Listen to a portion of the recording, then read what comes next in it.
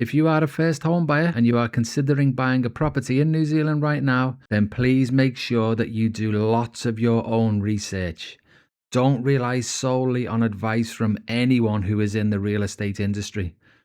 Moving forward, one thing to watch is the swap rates.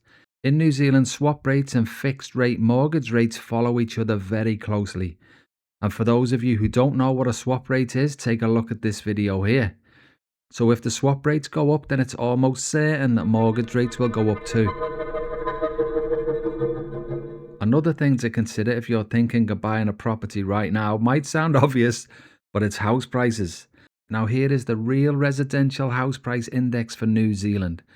Now you'll see how up until about the year 2000 things went relatively normal, and then after that it went nuts, and then during COVID it went absolutely nuts. But we can all thank Adrian Orr for that. And see that spike there? That is a trap. And a lot of first home buyers got caught in that trap. And to me, that is a disaster that should never have happened in the first place. Them spikes should never have happened. And the RBNZ should have been held accountable for that, but they never were. Now, China was like New Zealand once. They let house prices go to the moon to pretend that the economy was doing well. And they kept that charade going until they didn't. Now here is China's real residential house price index now. And what you're looking at there is 20 years of gains wiped out. Now I'm not saying that this is going to happen in New Zealand because I don't know. But it is definitely worth thinking about that it could happen, guys.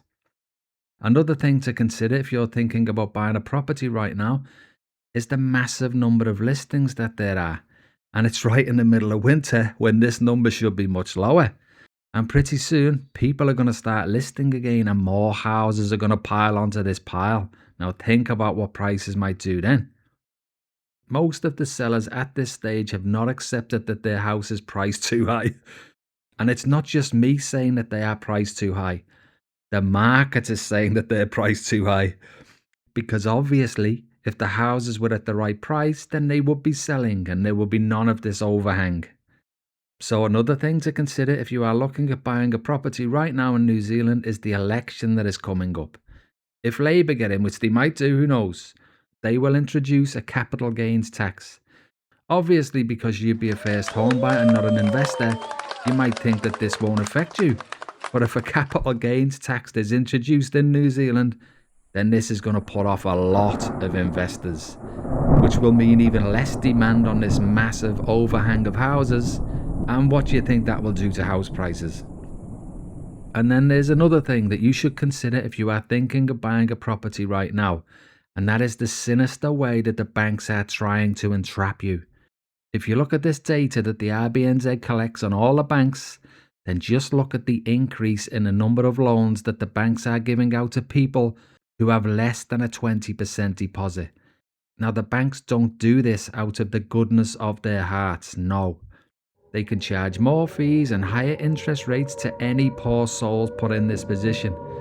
And what this sinister move does is also guarantees that there are more buyers for overpriced starter homes, whereas once upon a time there was not. And if the RBNZ was not complicit in this whole scam to keep the Ponzi going, they would have put a stop to this, but they haven't. But I suppose the reassurance we can take is that this obvious trick to keep the housing Ponzi alive by shoving more debt at those who can least afford it is still not saving the Ponzi. So now let's look at things that might save the Ponzi and might pump house prices up. There is still one big player on the Ponzi side, and that is Christopher Luxon.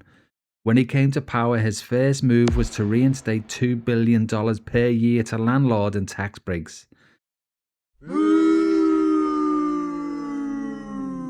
Now this did put a slight brake on the downward trajectory of house prices. And when you think about it, that is such a coincidence, because the real estate cartel were big backers of Luxon in the last election. Now what Luxon could also do is what he's doing now, with his overwhelming desire to pump up immigration. He doesn't even hide it anymore, does he, guys? More people means more demand for properties, and if he can lift the 100,000 a year that he's letting in now to say 200,000 or 300,000, then there's a good chance the house prices will boom again. So yes, guys, it could go either way. Who knows what the election will bring? But all I can say to you is that if you are a first home buyer, then please be cautious and make your calculations based on the worst case scenario. Because right now, the number of mortgagee sales is increasing again, and many of the people losing their houses and all of their deposits had only just bought recently. Many of them would have been conned into thinking the house prices only ever go up. But like we have seen in China, that is not true, is it? And please remember, if you're in the market right now, whatever you do, don't fall into the fear of missing out trap.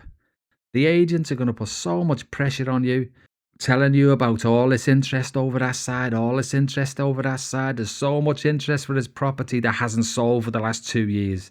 All of a sudden, there's so much interest, yeah. Right. What you need to do, guys, is just step back and think hard about if this is good for you in the long run. The bankers and the agents do not have your best interest at heart. Always remember that. And whatever you do, even if you ignore anything I've just said, do one thing for me, please. Beware of the dog boxers. So yeah, guys, thanks for watching. Please like and subscribe, and I'll see you all on the next one. Cheers for that.